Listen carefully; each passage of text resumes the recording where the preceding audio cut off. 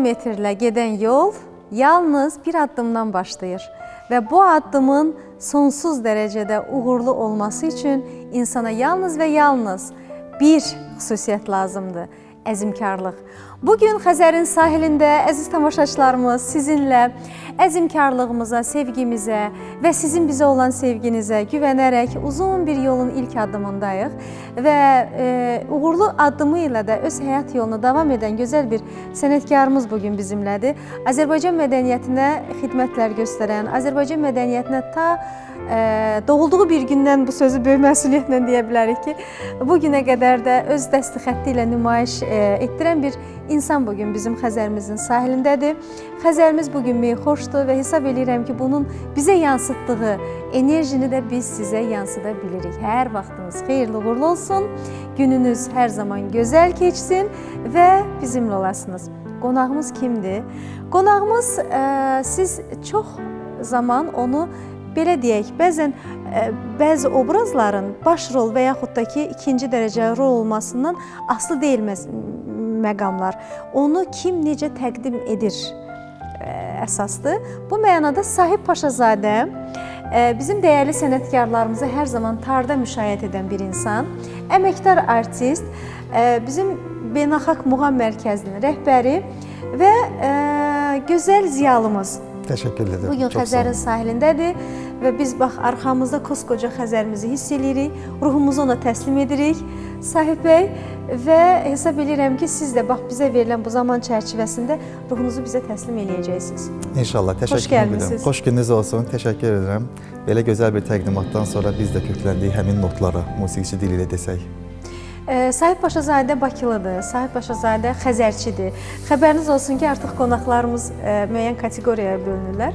Xəzərçi deyən bir artıq kateqoriyamız var. Nə maraqlı. Yəni, Xəzərdə, Xəzərin ətrini, Xəzərin sahilində ilk addımlarını atan insan Xəzərçidir. Yəni, bir o ruhun, o ab-havanın ona xüsusi bir qiyməti, dəyəri var. Bu mənada Sahib Paşazadə də Xəzərçilərdəndir. Təşəkkürlər.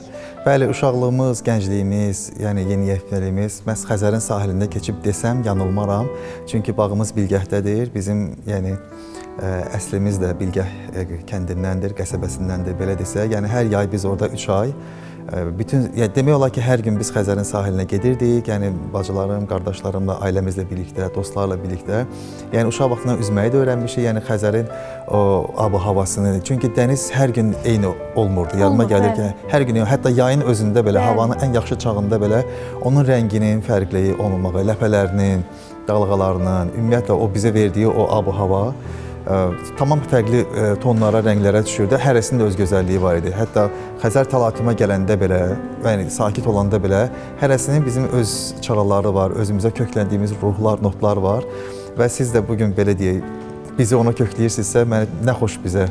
Siz təsəvvür edin ki, bir gündə bəzən olur ki, bir neçə veriliş çəkirik, bunu televiziya işçiləri daha yaxşı bilirlər və bir verilişin içərisində belə dönüb arxaya baxanda o Xəzərin rənginin fərqini görürəm və o Xəzər bir saatda nə qədər o çalarlara düşür, onu görürəm və hərdən fikirləşirəm ki, acaba bizim ruhumuzu hiss edir, yoxsa necə?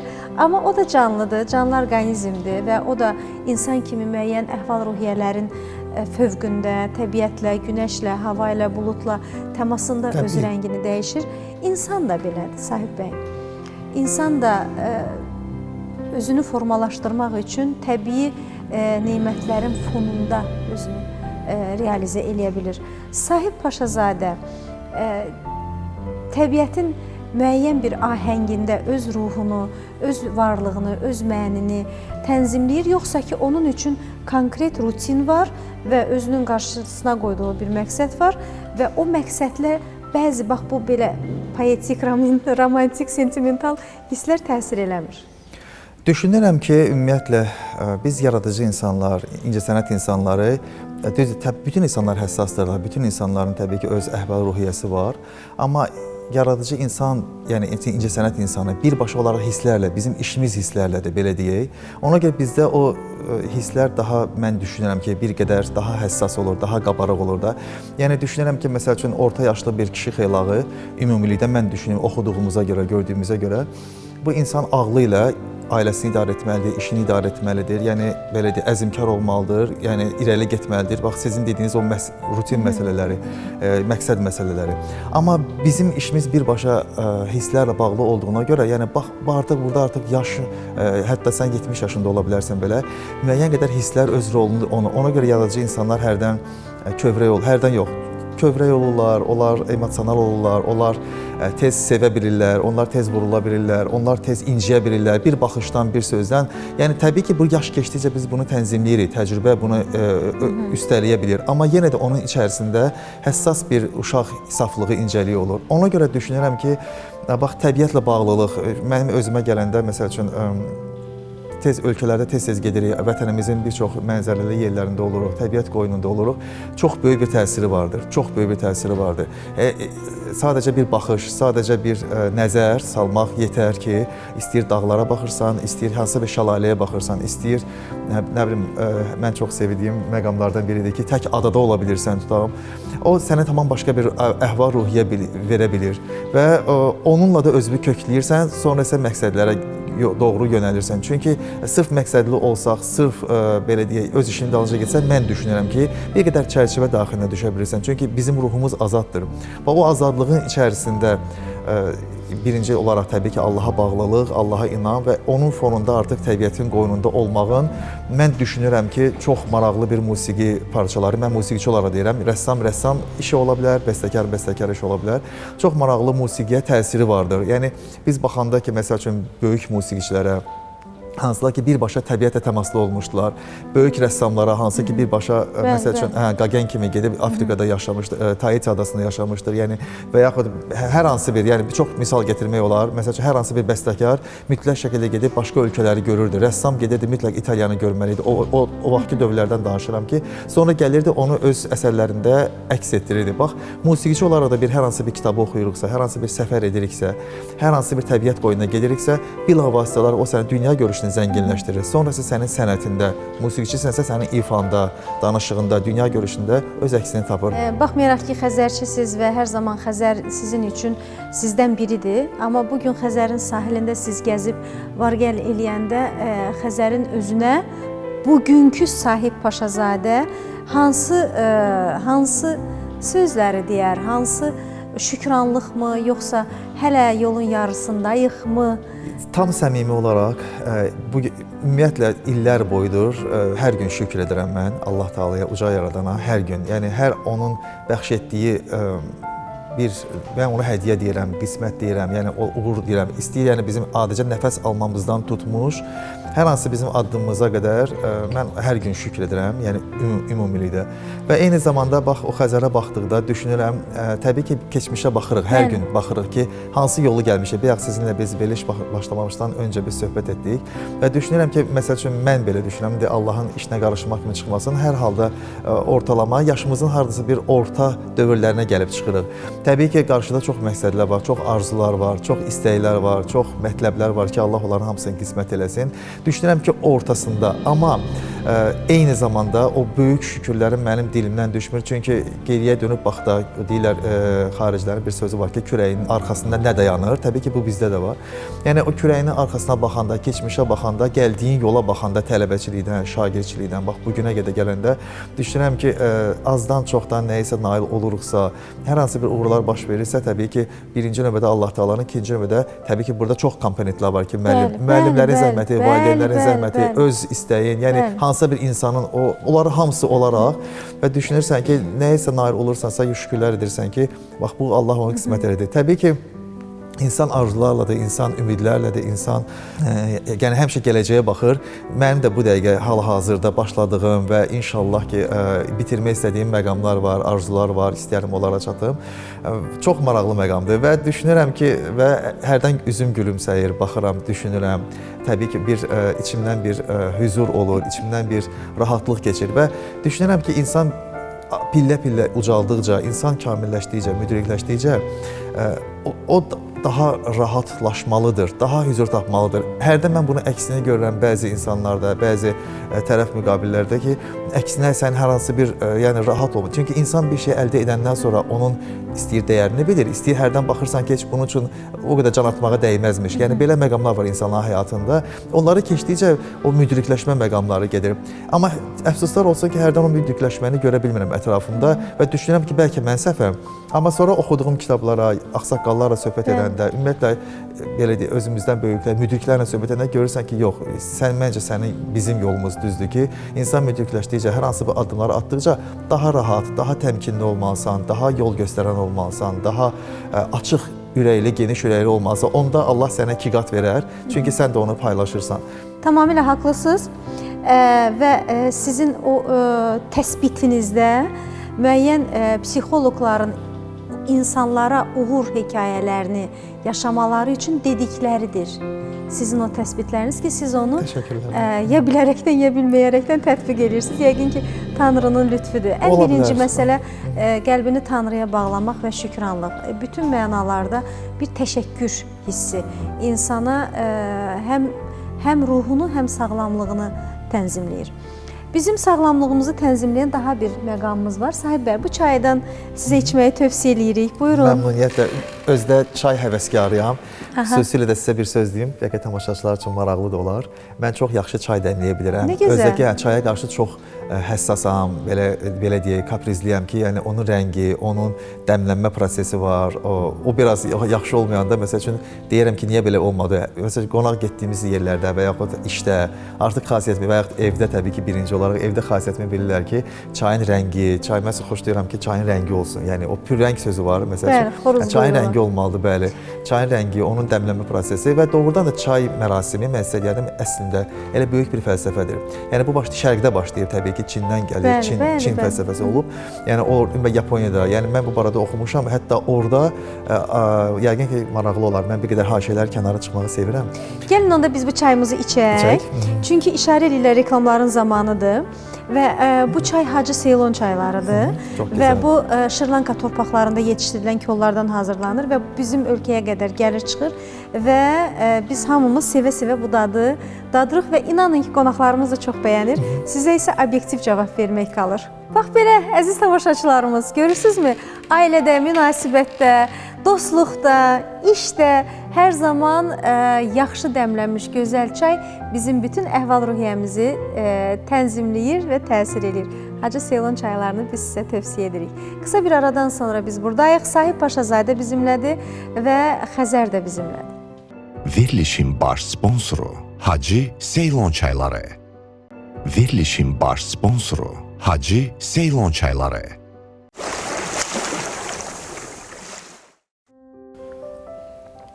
Reklamlarımız bitdi, əziz tamaşaçılarımız. Biz Hacı Seylon çayları içirik və qonağımıza da Hacı Seylon çaylarını təklif edirik və gözəl bir çay ətrafında söhbət edirik.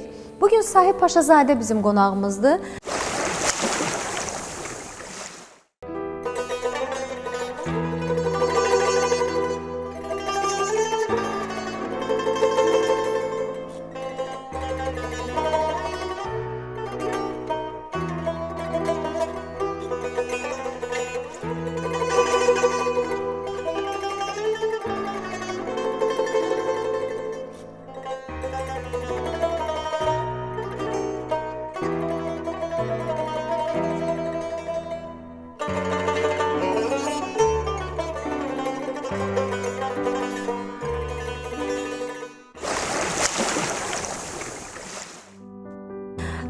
Əməkdar artist, Tarzən, Beynəlxalq Muğam Mərkəzinin rəhbəri, gözəl sənətkar, gözəl ziyalı və Azərbaycan gəncliyinin işıqlı nümayəndələrindən biri.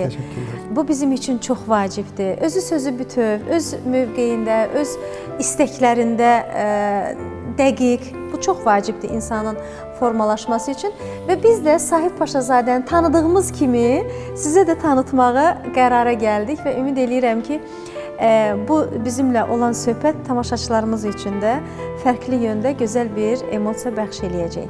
Sən demə, Sahib müəllim çayxordur və gözəl çayı nəinki içir, dəmləyir, həm də onun keçmiş ənənələrinə köklənən bəzi məqamlara da xüsusi diqqət yetirir. Reklamlardan sonra maraqlı bir şey danışacağınız. Buyurun. Təşəkkür edirəm. Ümumiyyətlə düşünürəm ki, bu çay mərasimi, yəni insanlara xoş əhval-ruhiyyə bəxş etməkdən başqa, onun bir təbii ki, bunun müalicəvi xüsusiyyətləri, yəni Bəli, orada bəli, da o bəli. barədə həkimlərimiz danışa bilər, dietoloqlar danışar, amma yəni fikir versiniz, yəni söhbətə bir maraqlı bir belə bir deyək də bir rəng qatmağından başqa onun insana bir əhval verməyi də var. Boş yerə deyil ki, deyirlər ki, gedək bir stəkan çay içə, bir söhbət edək. Yəni bu söhbəti adət etmək olar və yaxud bu söhbəti su ilə də etmək olar. Amma fikir verin ki, düzdür, indi son zamanlar indi kofe ətrafında, qəhvə ətrafında da edirlər. Təbii ki, bu o dövrlərdə də olub, yəni Türkiyədə, başqa ölkələrdə qəhvə. Amma biz ümumiyyətlə yəni çay mərasimi, çayın ümumiyyətlə insana verdiyi o əhval-ruhiyyə və yaxud danışdığımız o hissiyatlarla, köklərlə bağlı, mən deyərəm bunun kökü çox qədimə gedir çıxır. Yəni bu lap uzaq şərqə gedir çıxır. Yəni oxuduğum kitablarda, yəni oxuduğumuz məlumatlarda, hətta mən təbii ki, bu lap Çində lap qədim ənənələrə söykənir. Amma Yaponiyada orta əsrlərdə məsəl üçün belə bir məqam var idi ki, həyat yoldaşları arasında incilik olanda, ümumiyyətlə hər hansı bir məqam olanda, onlar barışıq elan etmək üçün orada, yəni təbii ki, bu söhbət zadəganlardan, imkanlı ailələrdən gedirdi ki, yəni hər insanın həyatında belə bir məqam olmurdu. Xüsusi çay evləri olurdu orada, çay evləri olurdu, özü onun girişi çox kiçik olurdu, amma onun bağçası çox gözəl, Yapon bağları çox gözəl olur. Və o həyat yoldaşını dəvət edirdi. Əgər xanım incibsə bəy dəvət edirdi, bəy incibsə xanım təbii ki, qarşı tərəflə dəvət edirdi. Mən oxuduğum məqamda xanım incimişdi.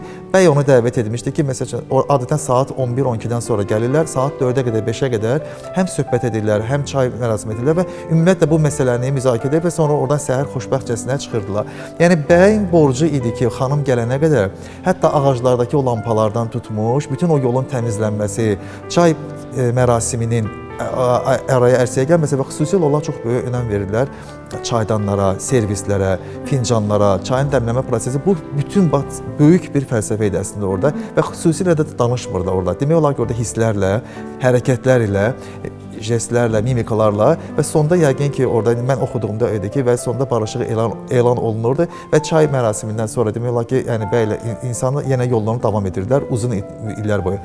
Və ümumiyyətlə bilirsiniz də, yəni ailə məsələləri Şərqdə çox mütəşəkkil şəkildə, yəni bəyin bəy yeri, xanımın xanım yeri, Yaponiyada ümumiyyətlə radikal idi belə məqamlar və bu məqamlarda məsələn mən oxuduğum məqamda çox xoşuma gəldi ki, doğrudan da böyük bir fəlsəfə var idi. Bəli, həm də elə bizim özümüzdə də biz gözəl bir izdivacın şirin çay içirik və gənclərimizə şirin çay içərək o gənclərimizə xoşbəxtlik arzulayırıq. Yəni oradan başlayır, o da çaydan başlayır, bəli. Şərq fəlsəfəsidir.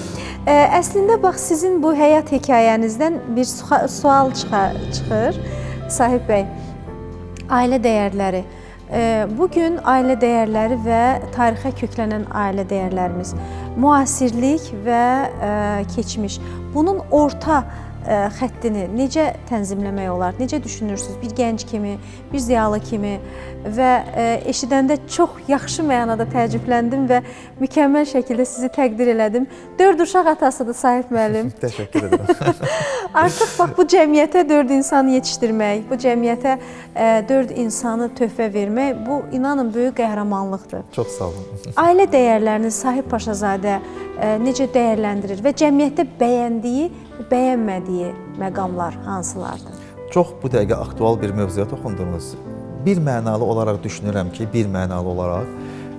bizdən öncəki atalarımızın, babalarımızın qoyduğu adət-ənənəni qorunub saxlamaq şərti ilə, amma onun müasir baxışı ilə. Yəni təbii ki, biz bu dəqiqə 19-cu yüzyıl bundan qabaq olduğu kimi nişan mərasimi keçirdə bilmərik, heç mümkün də deyil. Təbii ki, müəyyən atributları edirik. Mən istəyərdim ki, bax o adət-ənənələr ümumiyyətlə, yəni ailə dəyərlərindən söhbət gedir. Adət-ənənələr, böyüyün sözünə baxmaq, böyüyün tövsiyəsinə qulaq asma, nəsihətinə qulaq asaraq, amma artıq ondan bir məsləhət alaraq öz bildiyin ki, çünki bu dəqiqə kompüter zamanəsidir, müasir zamanədir. Yəni ola bilər ki, müəyyən məqamlar uyğun gəlməsin, amma fikir olaraq, ideya olaraq birbaşa olaraq böyüklərin tövsiyəsi ilə hər hansı bir verilən qərar mən gələcəkdə öz əksini tapır. Çünki onlar artıq məsəl üçün hər hansı bir 70-75 yaşında hər hansı bir valideyn bizdən çox görmüşdü, bir mənalı olaraq. Biz nə qədər də öz kitab çox oxuya bilsək, məsəl üçün gənclərdən söhbət gedir. Yəni nə qədər filmə baxsan, nə qədər bugün müasir zamana uyğunlaşsan, o artıq ömür yolunu keçmişdir. Onun bir kəlmə sözü ilə o ideyanı əgər sən doğrudan da sənin belə deyək, dünya ağıl məsələsi, beyin məsələsi, yəni idrak məsələsi, qavrama məsələsi doğrudan da səndə normal qədər inkişaf etmişdirsə, sən onu analiz edib qərar verə bilirsənsə, böyüyün bir kəlmə sözü ideyasına götürüb onu çox böyük bir öz həyat məktəbinə çevirə bilərsən. Və sən gənclərə, öz övladlarına, öz tələbələrinə, belə mən bunu bütün gənclərə aid edirəm. Doğrudan da maraqlı bir, yəni bu müasirliklə bağlı, amma keçmişə hörmət əlaməti olaraq onu itirməyərək böyük bir məktəb verə bilərsən. Və mən düşünürəm ki, bax, inkişaf belə olmalıdır. Nəinki keçmişin üzərindən xətt çəkməklə, keçmişi ümumiyyətlə ignor etməklə ki, mən müasirəm, mən nə istəyirəm, azadlığım var. Azadlıq sənin hər nə etmək istədiyin demək deyil. Və yaxud düşünməyən ki, yəni bizdən qabaqki atamız, müəllimimiz o yolu keçməyiblər. Onlar da o həmin keçiblər öz zamanında. Onların da müasirliyi olub. Onların da müasirliyi öz zamanında olmuşdur. Atalar və oğullar problemləri həmişə var, aktualdır. Hər dövrün öz diktəsi var və öz diktəsinə uyğun da gənclik və yaşlı nəsil, orta nəsil arasında İndiki gənclərdə bir məsələ, olur. bir məqam var da. Mən bir çoxuna aid etmirəm, amma məqamı görürəm də. Yəni müəyyən qədər bir sərbəstlik əldə edəndən sonra və yaxud bir qədər uğur əldə edəndən sonra düşünürlər ki, artıq mən hər şeyi bitirmişəm və mən hər şeyə nail ola bilərəm. Düzdür? Bir tərəfdən bunun belə özünə arxain, inamlı olması yaxşıdır. Amma bir şeyi fikir vermirlər ki, yəni bu keçmişə nəzər salmadan, ümumiyyətlə bilirsiniz də, yəni deyir, hər hansı bir yenilik yaxşı unudulmuş keçmişdən. Yəni всё хорошо новое, хорошо забыто старое. Yəni belə bir deyim var da. Yəni keçmişə qayıdaraq oradan hər hansı bir fikri, ideyanı gətirib sən müasirləşdirib gələcəyi təqdim edə bilərsən. Çünki onun fundamenti var, onun özülü vardır. Bizim hərdən gənclərimizdə bir şey var ki, məsəl üçün keçmişin, yəni ümumiyyətlə ignor edirlər. Yəni belə deyək də, keçmiş kimi baxırlar ki, artıq bu geridə qalıb, yəni müasir zamanədir. Sən ona o cürə baxma. Sən niçin ona keçmiş kimi baxırsan? Sən bir bax ki, orada hansı böyük bir ideya var, hansı böyük bir fəlsəfə var orada. O fəlsəfə ideyanı oradan, o belə kötüyünü çıxart oradan, sonra onu müasir təqdim edə bilsən, həyat yolu müəyyənləşdirə bilsən, həqiqətən də bax budur. Bu istəyir bəstəkarlığa aiddir, istəyir musiqiçiyə, istəyir ailə dəyərlərinə, istəyir hər bir şey. Mən belə düşünürəm ki, yəni bir mənalı olaraq keçmişdə olan hörmətimizlə, adət-ənənəyə ondan öyrən, sonra öz müasir zamanədə, müasirliyə uyğun, bax, təqdim ediləndə doğrudan da o özünün üzərində qurulan həm möhkəm olur, həm də gələcəyi daha da parlaq olur. Bax, bilirsiniz, bunun sizin gəldiyiniz bu qənaət nədən irəli gəlir? Yəni, siz öz həyat təcrübənizdə niyə məhz özünüz bu qənaətə gəldiniz? Çünki gördünüz. Eşitmək və görmək, bunlar çox fərqli məqamlardır. Siz dünyaca məşhur olan bütün festivallarda iştirak eləmişsiniz. Və əziz tamaşaçılarımız, Sahib Paşazadə ilk dəfə Avroviziya mahnı müsabiqəsində 2009-cu ildə Always mahnısında tarı ifa eləyib. Və bu həqiqətən Azərbaycan üçün, Azərbaycan musiqi mədəniyyəti üçün bir ilkdir, bir imzadır.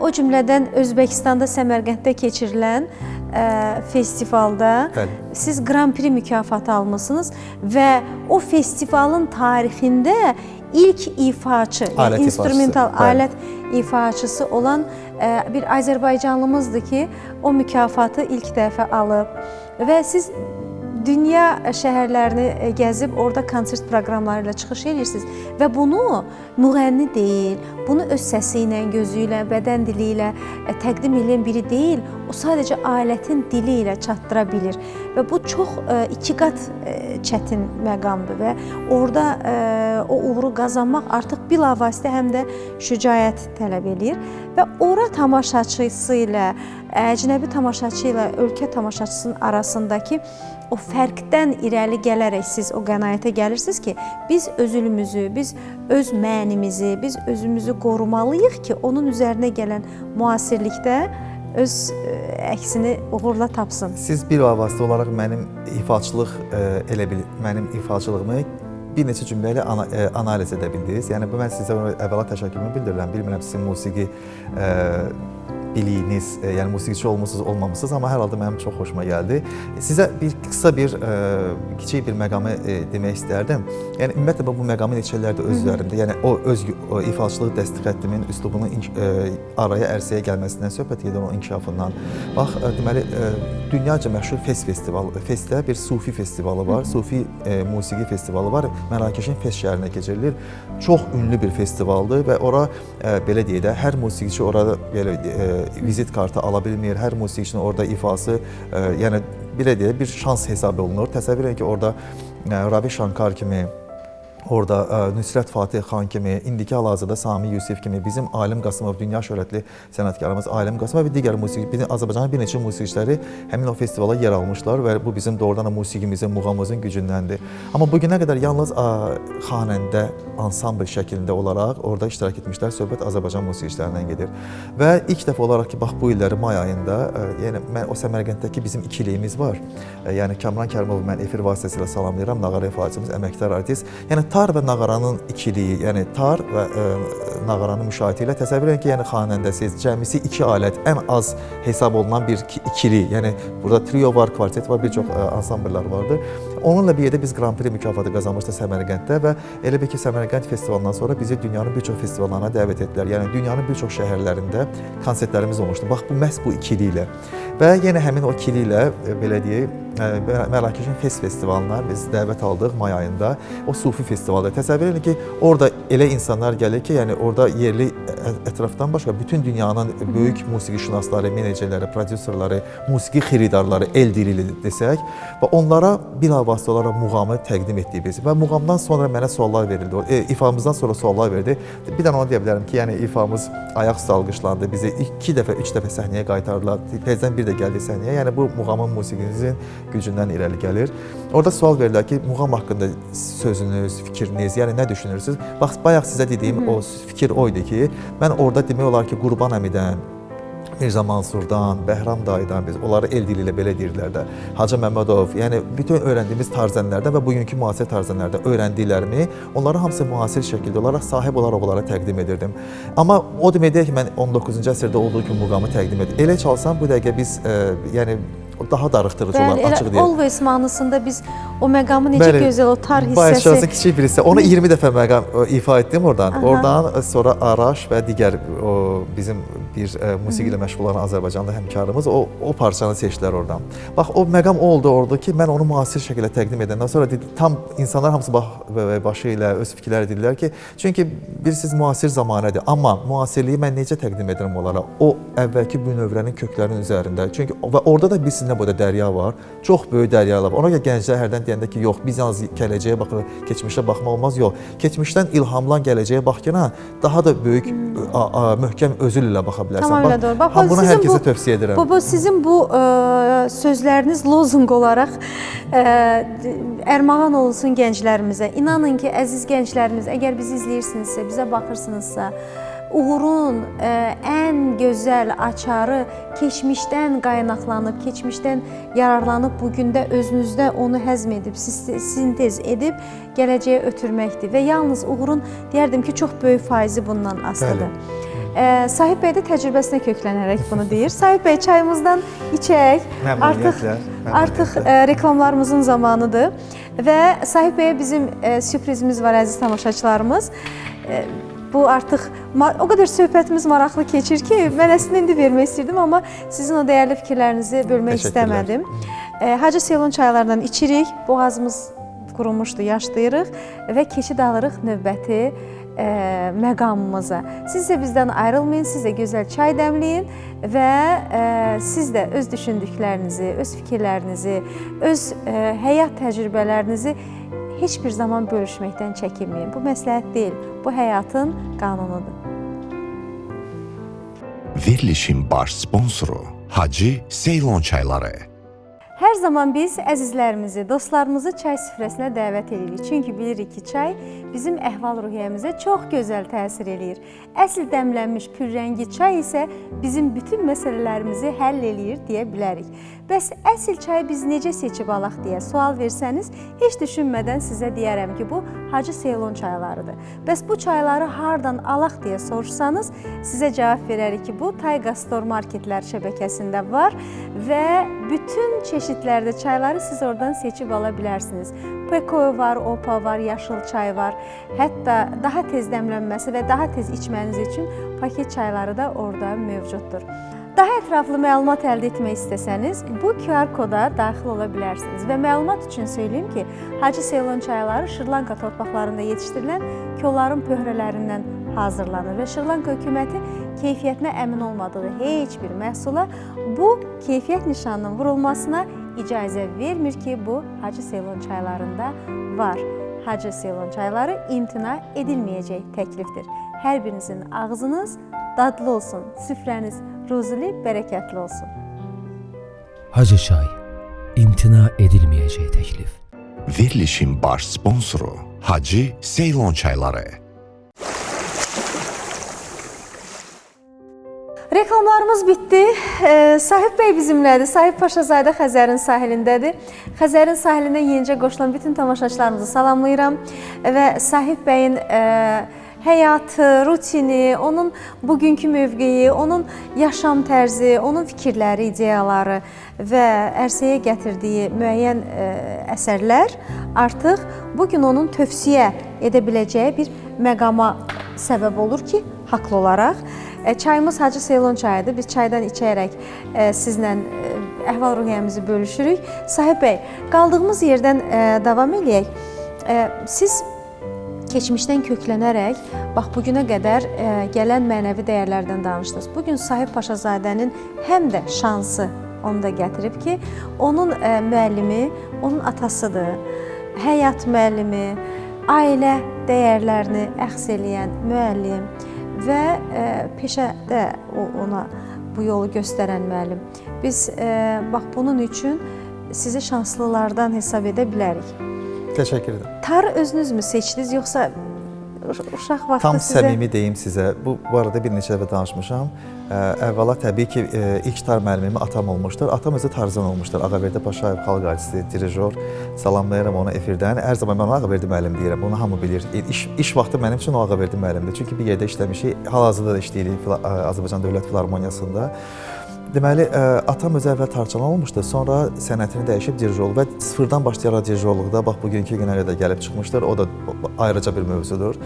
Amma tar hər zaman onun içində niski kimi qalmışdır. Bunu mən sizə tam mənasında deyirəm, mən onu hiss edirdim ki, tarı əlinə hərdən, ildə bir dəfə bəlkə nəsə götürüb nəsə bir şey ifa edər deyil. Mən özüm pianoya başlamışam. Bülbül adına Orta Siyasi Musiqi Məktəbində 5 il piano fortepiano sinifində təhsil almışam. Amma fortepiano sinifində təhsil aldığım illərdə atam orada tardan dəstəyirdi. Son illər dərs demir, yalnız dirijorluqdan dəstəyir. Amma o illər həm də tardan dəstəyirdi. Biz də 4 uşaq olmuşuq ailədə açığı. Yəni o dövr müəllim çətin məqamlar var idi. Yəni ona görə atam bir neçə yerdə işləyirdi. Bax o tar dərsi dediyim məqamlardan biri Bülbül adına məktəbi idi ki, mən dərsimi bitirdim, ikinci növbədə oxuyurdum. Dərsdən sonra atamın sinifində qalıb və onun dərs dediyi tələbələrə qulaq asırdım. Bir məqam heç vaxt unutmuram, bunu bir neçə demişəm, mənim üçün çox xoşdur bu məqam ki, onlar dövlət imtahanına hazırlaşırdılar. Tələbələrin içərisində ikisi bir əsəri ifadə edir, Hacı Xəmməmədovun ikinci konsertini və onlar öz aralarında rəqabət var idi. Bax, onların arasında o rəqabət, o azart və orada dövlət imtahanı olduğuna görə başqa sinifin tələbələri də zalda hərəsi növbə ilə işləyirdilər. O konserti başqa bir 3 nəfər də ifadə edir. Ümumilikdə 5 nəfərin arasında ikisi atamın tələbəsi olmaqla, üçü digər müəllimlərim. Mən bunları hamısı analiz edirdim və evdə gedə-gedə atamın ağzında oxuyurdum və sürətləri ilə kim daha tez çalır, kim daha yaxşı çalır.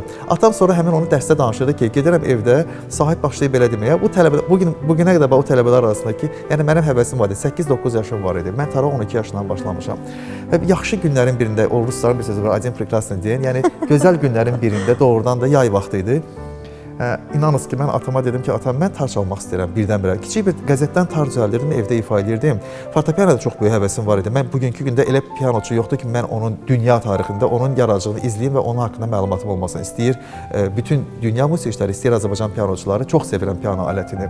Amma elə bir, mən düşünürəm ki, bu missiya kimi mənim çiynimdə idi o. tar məni daha çox çəkirdi özümə və gizlincə atamın tarını evdə ifa edirdim. Qəzetdən tar düzəldirdim. Yəni acıqlanan məqamlar da olurdu. Amma bir gün anam dedi ki, bu bütün gün tardan danışır evdə. Dedim ki, atam, mən tarçalan olmaq istəyirəm. Baxdı, heç nə danışmadı. Həmin il sentyabrda mənə tara qoydu. İllər sonra ilk uğurumu qazananda dedi ki, oğlum, inan ki, mən səni tara yönləndirəcəkdim. Mənim sənin üçün cızdığım o xət tar idi. Çünki özüm tarçalan kimi davam edə bilmədim. İstəyirəm sən tarçalan olasan. Fikirləşdim, birdən pianoda qalarsan, piano daha çox həvəsin olar. Çox sevinirəm ki, sən bunu mənə dedin. Yoxsa mən səni yönləndirmək istədim. Bax, yəni atamın arzusu, amma dilə gətirməyin birbaşa mənim vasitəmdə tam səmimiliyim də və düşünürəm ki, bu da bir Allahın bir rızası, Allahın bir lütfu idi ki, atam da bunu istəyir, mən də istəmişəm. Rəhmətli nənəm də çox istəyirdi ki, atam tarçalan olsun. Mən davam etdirdim. Ona görə də tarı özüm üçün təkcə bir alət kimi yox, özümü reallaşdıran bir vasitə kimi düşünürəm. Mən onun vasitəsilə özümü reallaşdırıram. Və elə o vasitə sizi ətrafınızda da müəyyən formada qiymətləndirməyə rəvac verən səbəb olub. Qeyd etdiyim kimi Sahib bəy, sizin haqqınızda fikir bildirən dəyərli insanlar var. Onlardan birini indi icazənizlə dinləyək və burada sual verən tərəf təkcə mən deyiləm. Əslində bizim diskusiyamız sual-cavab olmadı, söhbət oldu. Bəli. Bu mənada, amma sizə sual verənlər var. Odur ki, zaman itirmədən baxaq. Təşəkkürlər. Sahib Başazadə, gözəl tarzən, gözəl sənətkar, gözəl dost, gözəl ailə başçısı, gözəl pedaqoq, bütün gözəlliklərin hamısı Sahib müəllimə yaraşır. Sahib müəllim bütün dünyanı fəth eləyib. O, tarın bütün sirlərini kəşf eləyib. Dünyanın ən böyük səhnələrində o tarla gözəl konsertlər verib. Dünyanın ən böyük simfonik orkestrlərinin önündə tarı nümayiş elətdirib, gözəl konsertləri ilə hər kəsi sevindirib. Və mən də bir dost kimi çox sevirəm və o Allah adamıdır, imanlı insandır. Ona görə Sahib qardaşıma belə bir sual vermək istəyirəm. Allahdan nə qədər sənət ömrü istəyirsiniz? Allah sizə uzun ömür, can sağlığı versin, sizə daha böyük uğurlar arzulayıram. Allah əmanət olun. Çox təşəkkürümü bildirəm. Çox maraqlı sürpriz oldu. Mən xalq artisti, kamançı ifaçısı, həqiqətən də özünün öz dəsti xətti olan, doğrudan da mən o yaradıcılığını çox sevirəm və çox belə deyək, analiz etmişəm, çox dinləmişəm onu və doğrudan da özü mənim üçün deyir, amma özü artıq dünyanı fəth etmiş bir kamançı ifaçısıdır. Yəni öz sözü ilə bütün beynəlxalq aləmdə tanınmış bir insandır. Munis məmi salamlayıram, Munis Şərifov və təşəkkürümü bildirirəm ona, çox sağ olsun. Neçə sənət ömrü arzu edir, maraqlı sualdır. Mən ümumiyyətlə həmişə arzu etmişəm ki, baxırdım həmişə Rastropoviçə, baxırdım həmişə digər böyük musiqiçilərə, Ravi Shankara baxırdım. Ravi Shankar ömrünün sonuna qədər səhnədə olmuşdur. Mən çox istəyərdim ki, Allah Taala birinci olaraq Allah Taala mənə o gücü versin ki, bilirsiniz, əgər özüm Müslüm Maqomayev kimi və digər ifaçılar kimi özüm hiss etsəm ki, artıq mən bunu əvvəlki sahib kimi ifa etmirəmsə, yəqin ki, mən sənətdən belə deyək, özüm uzaqlaşaram, bəlkə bir pedaqoq kimi qalaram və yaxud dirijor kimi qalaram, hələ dəqiq bilmirəm. Amma çox istərəm ki, Allah Taala mənə o gücü və o müdrikliyi verə bilsin ki, ömrümün ahıl çağında belə mən tarix ifa edə bilim. Burada bir həssas məqam var. Mənim öz qənaətə gəldiyim bir məqamdır ki, təbii ki, 70-75 yaşında tarzən, heç vaxt 25-30 yaşındakı kimi o coşqu ilə, o belə deyək, texnika ilə, o belə deyək, dramatikliklə ifa edə bilməz. Yəni o 30 yaşında gəncliyin çılğınlığı, 30 yaşında gəncin emosionallığı 70-də olmur. Amma 70-75 yaşında insan bir mizrabı ilə, bir fikri ilə, bir ifası ilə elə bir şey göstərə bilər ki, vacib deyil ki, o 30 yaşındakı çılğınlıqda, o bir mizrabın içində elə o çılğınlığı da ola bilər, o müdrikliyi də ola bilər, o həyata baxışda ola bilər. Yetər ki, sənin həyata olan sevgin, işığın sönməsin. Bax, mən o işığı, o enerjini, o yaşda olan istəyi istəyərdim. Allah Taala o eşqi məndən almasın ki, 75 yaşında da o ifa edə bilim. Yenə deyirəm, ola bilər ki, 30 yaşındakı kimi insanın əli işləməsin, çünki bu fiziki şeylə bağlıdır. Amma hətta onun da bir çarəsi var. Mən şərq fəlsəfəsini istədiyim çox sevirəm. 70-75 yaşında, 90 yaşında, hətta 100 yaşında elə insanlar var ki, o müəyyən sirlərlə bədən formada da qala bilir. İnsan əqli formada da qala bilir. Hətta lazım olanda müəyyən məqamda o impulsu da verə bilirsən. Yəni mən bir dəfə bir şey gördüm ki, bir yaşlı bir insan 70-dən yuxarı bir tonluq daşı qaldırdı, amma bir anlıq, bir dualar etməklə, bir bir özünü kökləməklə, enerji kökləməklə bir anlığın içərisində 1 ton daşı qaldırdı və qoydu yerə. Onu mümkün deyil insan belə qaldıra. O enerji ilə qaldırdı onu. Enerjinin gücüdür o. Bu məqamda kiçik bir hekayə danışmaq istəyirəm Sahib bəy. Bir gün tələbə auditoriyada yatır və oyanır, görür ki, heç kim yoxdur. Lövhədə 2 məsələ yazılıb. Tez o məsələləri yazır, özü üçün qeyd götürür, ev tapşırığıdır. Gedir, araşdırır, axtarır, o məsələlərin birinin cavabını tapır və növbəti dəfə dərsə gələndə baxır ki, heç o məsələdən müəllim danışmadı. Dərsin sonunda ehtiyatla soruşur ki, bəs siz niyə ev tapşırığını yoxlamadınız? Müəllim soruşur, hansı ev tapşırığı? Deyir, keçən dəfə lövhəyə yazmışdınız, bəs o ev tapşırığı. Müəllim deyir ki, o ev tapşırığı deyildi. O, dünya alimlərinin cavab verə bilmədiyi məsələlər idi. Biz onu təhlil edirdik. Şagird isə cavab verir ki, mən onun cavabını tapdım və onun cavabını yazıb verib. Bu nə deməkdir? İnsan baxdığı istənilən məqama baxış bucağı, necə sən ona yanaşırsan. Əgər sən ona yanaşacaqsan ki, bunu heç kim tapmayıb, belə bir məsələ var, siz nə düşünürsünüz? Təbii ki, qarşı tərəf onu tapmayacaq. Yox, əgər sən onu həll olunası bir məsələ kimi yanaşacaqsansa, onun həllini tapacaqsan. Bəli. Bunun yaşı, irqi, cinsi yoxdur. Tamamilə doğrudur. Gözəl, gözəldir. Ona görə bəs o məqamlar, gözlərinizdir maşallah, həmin o enerjini ötürür bizə. Mən düşünürəm ki, bəli, yetər ki sən istəginə, yetər ki sən Allahdan onu istəginə. Ona görə deyirəm ki, istənilən yaşda mümkündür. O, yəni ömrümüz Allahın əlindədir. İstərdim ki, ahıl çağımda belə o tarı ürəyim istəyən kimi ifa edə bilim. Nə Bax, gözəl. bu sənət ömrünü istəyərdim. Biz sizin bu arzunuzun həyata keçməsini istəyirik və biz də ona şahid olmaq istəyirik. Amin, amin inşallah. Allah bizə də Gözəl, ömür amin versin ki, inşallah. həmin Gözəl o arzudur. yaşda ardı var deyərək biz sizlə bugün hələlik Bir deyirik, həmin veriliş o yaşda edək, bir bəli. veriliş eləyəcəyik. İnşallah. Təsəvvür edin, 70 yaşda sizsiz, 70 yaşda mənəm və biz qarşı... Siz 70 olmur, siz 50 olacaqsınız. Xanımın yaşı heç bir şeylə ölçülmür. Yəni onun içərisindəki yaşda onun. Allah yetirsin gözəl inşallah. ömrü və şərəfli ömrü. Daha bir sizin haqqınızda fikir bildirən bir tərəf müqabiliniz mi deyim, sizi dəyərləndirən bir insan mı deyim? Sahib bəy, biz o bəyəfəndinin də sualını sizə ünvanlayırıq. Görək ona nə cavab verəcəksiniz? Sizi sevənlərdən və dəyərləndirənlərdəndir. Təşəkkür edirəm. Baxaq. Əziz musiqi sevərlər, bugün gözəl insan, səmimi dost, virtuoz tarifatçı Sahib Paşazadə haqqında da söz demək, onun yaradıcılığına kiçik ekskursiya etmək mənə də nəsib olmuşdur. Əlbəttə ki, kiçik zaman ərzində onun geniş, zəngin yaradıcılığına haqqında fikir söyləmək biraz çətindir, amma mən çalışacağım bunu kiçik və yığcam şəkildə ifadə edeyim. Bu zamanda Azərbaycan tarının Avropada və ya dünyada adı çəkiləndə Sahib Paşazadə ilə birlikdə yanaşacaq. Mən çox danışa bilərəm Sahib Paşazadə haqqında. Mənə elə gəlir ki, bu haqda geniş imkan veriləndə çox fikirlər söyləyəcəm. İndi isə bir sualım var mənim Sahib müəllimə. Sahib Paşazadə, siz adi bir vətəndaş, adi bir musiqiçi, adi bir dinləyici olaraq virtuoz tarifatçısı, gözəl insan və Azərbaycan tarını dünya səhnələrində layiqincə təmsil edən Respublikanın əməkdar artisti Sahib Paşazadənin yaradıcılığından razısınızmı?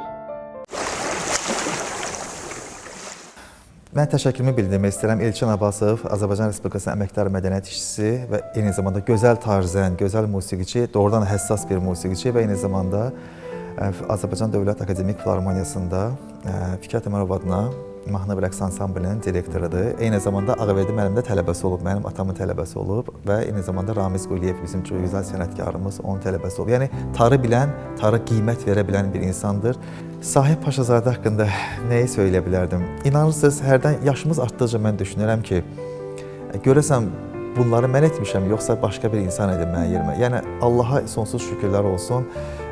Ağlıma gəlməyən, arzusunda olduğum amma ağıl ilə gerçəkləşdirə bilmə, olmaz belə bir dediyim bir məsələ məqamları, hətta bəzi məqamlarda heç ağlıma gəlmədiyim məqamları, ağlıma gəlmədiyim bir nüansları Allah Taala mənə bəxş edib. Yəni bildiniz necə, elə şey var ki, sən onu arzulayırsan, Allah sənə onu qismət edir. Elə şey var ki, arzulayırsan, amma ola bilər ki, deyirsən ki, bu real ola bilməzdi. Allah onda qismət edir.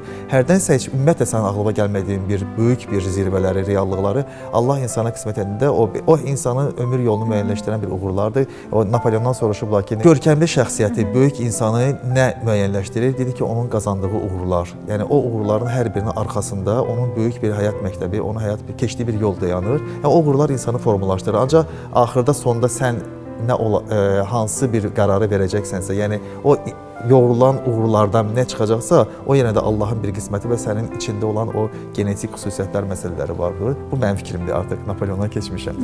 Ona görə indiki Sahib Paşazadə deyəndə, təbii ki, insan özü haqqında çalışır, ən yaxşısını desin, müsbətini desin, ancaq mənfi cəhətlər də var. Hətta indiki yaşımda düşünürəm ki, bəlkə o addımları neysə atmazdım, bəlkə neysə etməzdimmi deyim, bəlkə ümumiyyətlə kiməsə qarşı diqqətsiz etmişəm. Halbuki çalışıram, çox diqqətli olum, çalışıram hər bir addımı ölçüm, biçim ki, günah işlətməyim. Təbii ki, o bizdən asılı olmur hərdən, yəni Allah günahlarımızı bağışlasın. Çox danışdım, çox danışdım əslində. Maraqlıdır, Sahib Paşazadə haqqında nə deyə bilərəm ümumiyyətlə? Gəlin, mən sizə yardımcı olum. Siz istəməm ki, hansısa bir tərif kimi çıxsın və istəyirəm tam səmimi olsun və eyni zamanda Allah yolunu açıq eləsin. Yəni tutduğu yoldan dönməsin, mən onu deyərdim. Tutduğu yoldan dönməsin, tarımızı, muğamımızı, musiqimizi bax belə missiya ilə davam etdirsin və hər zaman da belə olduğu kimi sadə qalsın. Biz söhbətimizin əvvəlində sizlə danışanda siz dediniz şükranlı insanam, təşəkkür etməyi bacaran insanam və həyatın da uğuru təbii ki budur. Və bunu bu dəqiqə indiki müasir dövrdə yeni peşələr çıxıb, coachlar, psixoloqlar, uğurlu iş adamlarının yanında bu insanlar hər zaman təşəkkür etməyi və şükür etməyi bacarın deyə deyir. Sahib Paşazadə təşəkkür və şükür etdiksə, bir güzgüyə baxıb öz-özündən danışanda etdikləri üçün özünə təşəkkür etsin. Və bu kənardan, bu 45 dəqiqə ərzində gəldiyim qənaət idi. Bir tamaşaçı, bir həmfikir kimi, həm söhbət kimi məndən bunu qəbul eləyin. Təşəkkür ederim. Sahib müəllim, biz sizə təşəkkür edirik. Çox sağ olun. Bugün gəldiniz Xəzərin sahilinə və bizlə bərabər oldunuz. Qəlbində sevgi, beynində fikir toxumları əkən insan, uğurlu insandır və o insanların hər zaman məhsulunu görüb o məhsulundan bəhrələnmək. Bax bunun özü də, biri var özün üçün yaşayırsan, biri var el üçün, xalq üçün yaşayırsan. Bax bu böyük bir dəyərdir.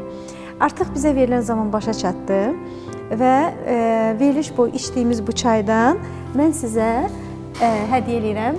Təşəkkür edirəm. Leyla xanım, çox təşəkkür edirəm, çox sağ olun. Baxın Sahib bəy, bu Hacı Seylon çaylarıdır. Təşəkkürümü bildirirəm. Və bu çay, bu işarə var. Bu işarəni Şri-Lanka hökuməti keyfiyyətinə əmin olmadığı heç bir məhsula vurulmasına icazə vermir.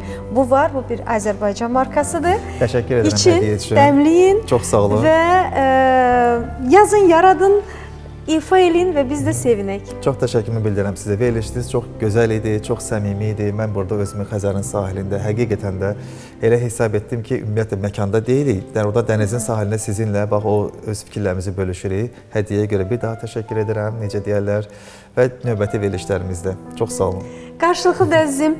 Əziz tamaşaçılarımız, həyatın ən çətin sualı ağlın verdiyi, ürəyin isə cavablandıra bilmədiyi suallardır. Hesab edirəm ki, hər bir insan hər zaman nə etmək istədiyini və onu necə etmək istədiyini bilirsə, ağlın və ürəyin bütün suallarının cavabını bilmiş olur. Biz də sizi sevdiyimizə əminik və onu istədiyimizi bilirik. Görüşmək ümidi ilə Allah amanında.